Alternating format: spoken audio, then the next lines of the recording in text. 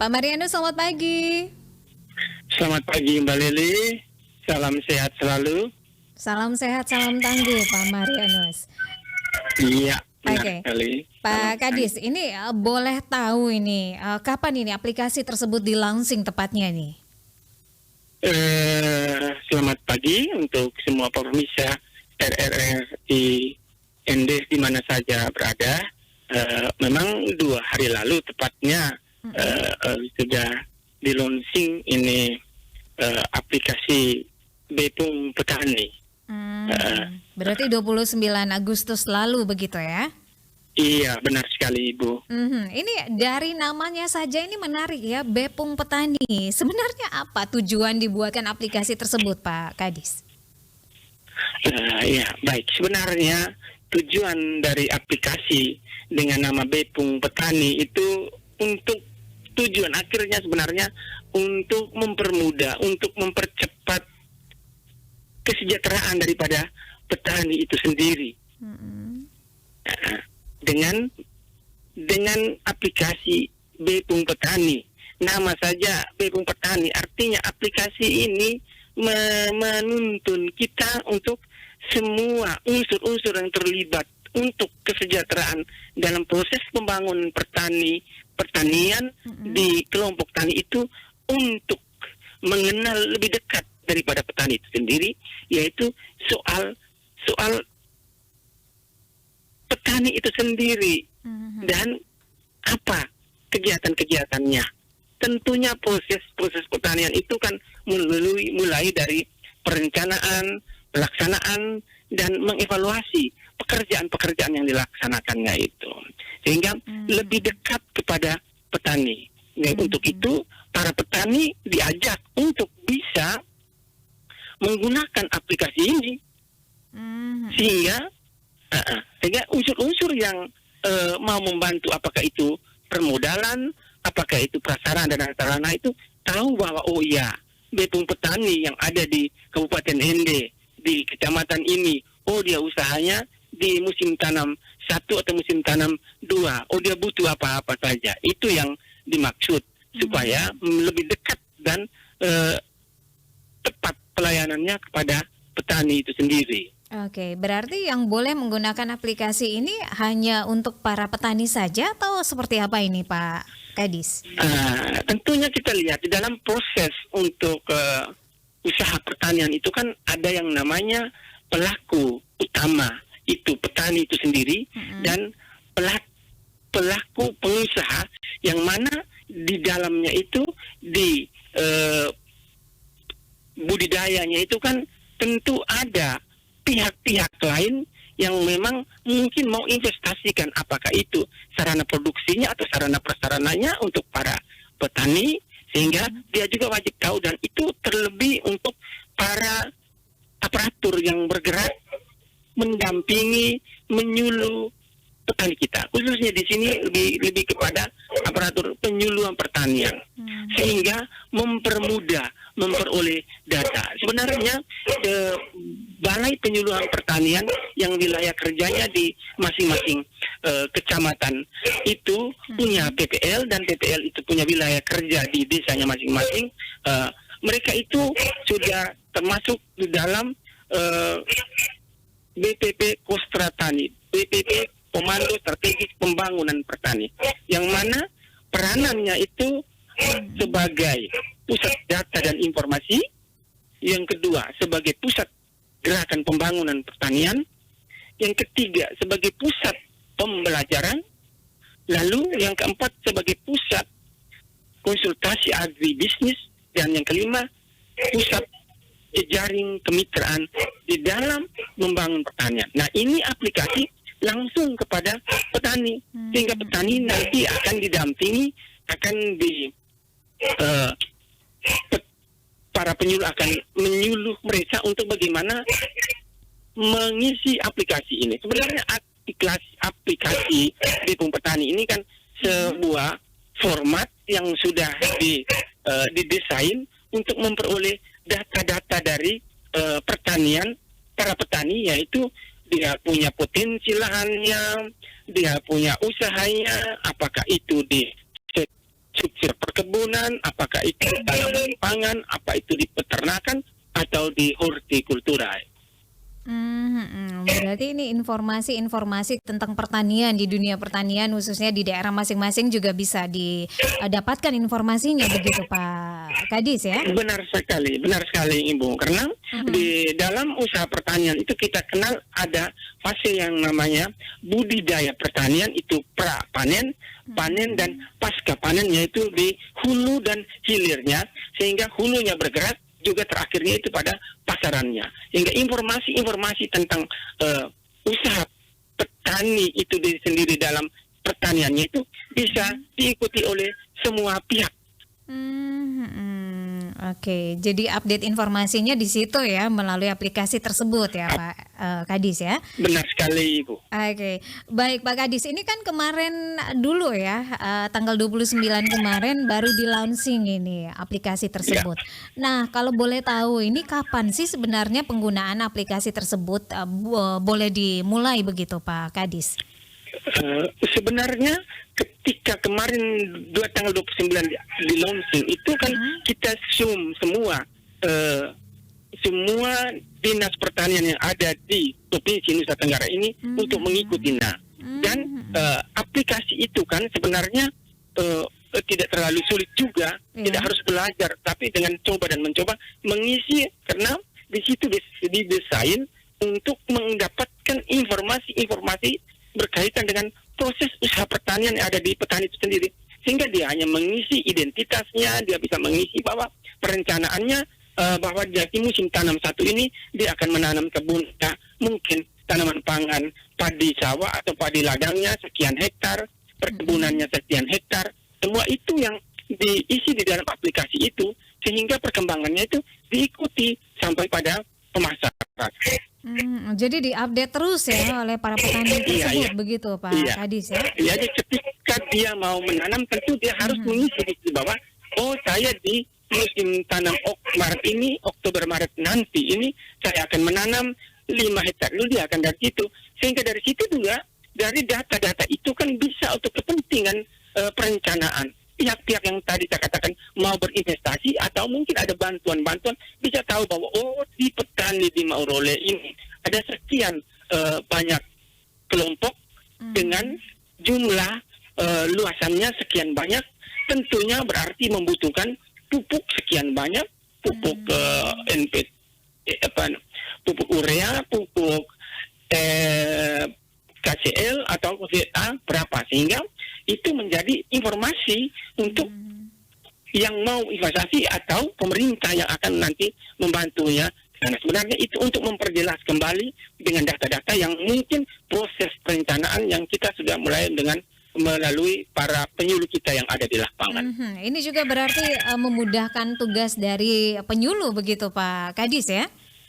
Sebenarnya yang saya katakan tadi itu awal bahwa ada 5 peran daripada usaha tani tadi di BPP dan PPL itu, mereka akan lebih mudah lagi karena di dalam sebagai pusat data dan informasi kan sekarang ini kan masih sekarang manual, PPL harus mendata dan turun ke lapangan gitu ya, turun ke lapangan. Sebagian dengan aplikasi ini ya kita kan sudah memudahkan, dan ini sebenarnya arah dari pembangunan Republik Indonesia di sektor pertanian, yaitu bahwa menuju pertanian yang maju, mandiri dan modern. Oke, baik. Pak Kadis, ini kan kemarin di launching. Nah, tahap ini digunakan oleh teman-teman dari Dinas Pertanian di setiap kabupaten yang ada di Provinsi NTT. Apakah sudah melakukan sosialisasi begitu? Sebenarnya menggunakan aplikasi untuk di sektor pertanian ini, kita juga karena tadi sebelah arah pembangunan itu menuju ke pertanian maju, mandiri, modern. Aplikasi sekarang selama ini di Dinas Pertanian juga menggunakan aplikasi-aplikasi, sehingga kalau datang aplikasi yang baru lagi kan sebenarnya tidak barang baru bagi kita.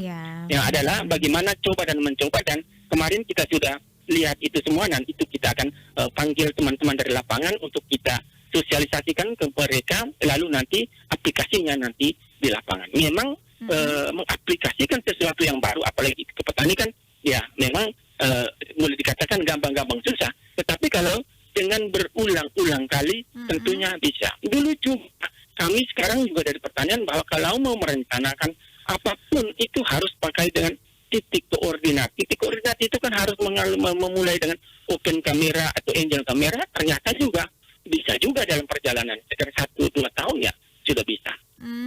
Oke. Jadi ini salah satu bentuk aplikasi ini adalah memudahkan kerja dari para penyuluh ya untuk mengontrol atau membantu para petani, kerja para petani. Nah, ini bagaimana dengan daerah-daerah petani-petani yang ada di wilayah-wilayah terluar? Maksud di sini bahwa tidak mendapatkan jaringan begitu internet. Jaringan. Ini seperti apa solusi untuk mereka? Tentunya Ibu, ketika ini di launching dan pasti pemerintah akan berusaha untuk fasilitas-fasilitas peralatan-peralatan yang mendukung itu akan disampaikan. Apalagi sebenarnya sudah ada, kalau saya katakan tadi bahwa Balai Penyuluhan Kostra Tani itu bantuan dari pusat sudah dianggarkan semua untuk masing-masing wilayah kerja itu akan dilengkapi dengan peralatan-peralatan penunjang untuk menggunakan website atau menggunakan internet itu. Tetapi karena kemarin itu kita di dalam kondisi dilanda oleh COVID-19 itu sehingga refocusing anggaran dari sektor pertanian untuk ini dialihkan ke kesehatan. Kita berharap bahwa dalam perjalanannya ke depan itu pasti ini menjadi perhatian pemerintah. Dan kemarin kita rapat bulan akhir Juli itu rapat di provinsi juga kita dalam kaitan merencanakan tentang pertanian yang maju mandiri ini apapun wajib harus disiapkan jaringan itu dan kita libatkan juga dengan pemerintah provinsi, maksudnya melibatkan juga dengan bagian dari perusahaan Telkomsel untuk bagaimana bekerja sama sehingga di daerah-daerah potensi pertanian itu tentu menjadi prioritas untuk dibangun jaringan-jaringan yang menunjang untuk kerja-kerja daripada para petani maupun petugas yang bertugas di sana. Baik, untuk daerah yang punya potensi pertanian yang bagus begitu untuk di Kabupaten Ende ini, apakah masih banyak ini Pak Kadis daerah-daerah yang belum bisa mengakses internet begitu? Apakah cukup Sebenarnya banyak? kalau di dua, oke, baik Ibu. Sebenarnya kalau lihat dari masing-masing wilayah kerja BPP yang ada di kabupaten ini, semuanya sudah bisa diakses jaringan. Jaringannya sudah bisa ke sana. Sehingga dalam kerja-kerja kami juga selalu menggunakan aplikasi-aplikasi dari sektor pertanian itu. Apalagi ya kita juga mungkin Mbak Lili saya sampaikan bahwa harus berbangga bahwa salah satu BPP kita itu terpilih, bukan dilakukan perlombaan dan dia mendapat 5 besar untuk Indonesia yaitu BPP Wilamosa, dimana 5 besar dalam kaitan dengan BPP Kostra Tani yang saya katakan tadi bahwa 5 peran itu sudah dijalankan dan dia bersaing dengan Indonesia ini. Ternyata BPP kita Wilamosa juga dia mendapat 5 besar dari Indonesia ini dan juga dia termasuk dalam BPP yang berprestasi di Indonesia ini. Kemarin Bapak kepala BPP-nya sekarang masih di Jakarta untuk terima penghargaan itu. Jadi saya pikir bahwa memang ada kekurangan baik peralatan maupun fasilitas lainnya, tetapi pasti di dalam perjalanannya akan dilengkapi untuk bisa dipakai untuk kepentingan para petani dan semua kita di Kabupaten Ende ini. Oke, baik. Jadi saat ini masih terus melakukan sosialisasi begitu, edukasi ya kepada penyuluh, kemudian akan diteruskan kepada petani-petani ya untuk siap dengan aplikasi tersebut. Nah, bagaimana dengan para petani-petani kita ya? Oke lah, kalau mau dibilang kaum milenial ya, melek digital begitu ya. Nah, bagaimana dengan kaum-kaum orang tua kita begitu ya, petani-petani orang tua kita ini bagaimana? Apakah mereka juga tadi juga Anda sampaikan bahwa sudah beberapa aplikasi yang digunakan ya oleh Dinas Pertanian Kabupaten Ende begitu. Nah, Anda melihatnya seperti apa? Apakah mereka otomatis dan juga siap 100% untuk bisa menggunakan aplikasi tersebut dengan optimal begitu Pak Kadis? Kalau 100% dalam satu saat mungkin itu tidak. Tetapi kita tahu bahwa di dalam sumber daya manusia itu kan ada yang namanya knowledge, pengetahuan dan ada yang namanya skill. keterampilannya. Keterampilannya. Jadi kalau soal untuk mengoperasikan ini kan adalah sebenarnya bukan diutamakan knowledge-nya, tetapi itu adalah keterampilan. Kalau soal keterampilan itu bagian sebenarnya bagaimana coba dan mencoba. Nah, kita lihat sekarang HP dulu semua orang di desa tidak pernah pegang HP. Sekarang ya mempermudahkan. Sekarang semua orang dan punya Android semua. Dulu yang HP center, sekarang Android semua. Nah, kalau dia punya itu kan tidak mudah, tidak sulit sebenarnya mengajak untuk melatih keterampilan orang itu untuk dia bisa menggunakan ini.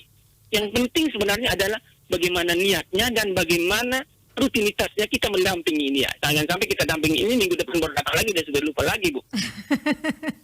Iya, kebanyakan seperti itu, lupa ya. Bukannya bagaimana karena caranya memang ini? Membuat mengerti sekolah di luar itu sekolah bukan di kelas tapi sekolah di lapangan memang agak ya. susah, harus berulang-ulang kali, dan memang ibu bisa bayangkan bagaimana kerja seorang penyuluh untuk bisa membuat dia mengerti dan dia bisa menghasilkan produktivitas yang cukup tinggi. Itu memang kita kerja dengan berhadapan dengan manusia. Kita bisa tidak berhadapan dengan barang. Dan ini butuh kesabaran juga begitu Pak Kadis ya? Benar sekali. Oke. Nah, harapan Anda terkait dengan program terbaru ini ya, aplikasi Bepum Petani ini seperti apa Pak Kadis? Kalau harapan saya selaku pimpinan Dinas Pertanian saat ini ya, saya berharap bahwa untuk semua para petani mau tidak mau sekarang sudah eranya dan kita sudah ada pada titik ini yang adalah bagaimana mari kita dalam kebersamaan, dalam persatuan untuk membangun sektor pertanian Kabupaten Ende ini, kita coba dan mencoba hal ini karena hal ini akan lebih menguntungkan dari yang mungkin sebelumnya. Dari sisi kecepatan, ketepatan itu lebih bagus sekali, lebih bagus sekali. Dari sisi membuat sebuah rencana usaha, dari sisi melaksanakannya, dan dari sisi untuk bisa mengevaluasi bahwa yang saya sudah rencanakan, laksanakan ini, oh ternyata masih kurang di sini, harus saya perbaiki, atau sudah lebih ini perlu saya tingkatkan kembali. Oke, baik. Terima kasih Pak Kadis. Tetap semangat ya untuk memberikan edukasi kepada semangat, Ibu. Petani-petani kita. Maju terus pertanian di Kabupaten Ende. Selamat pagi dan sampai jumpa Pak. Salam sehat dan selamat pagi, Ibu. RRI Pro 1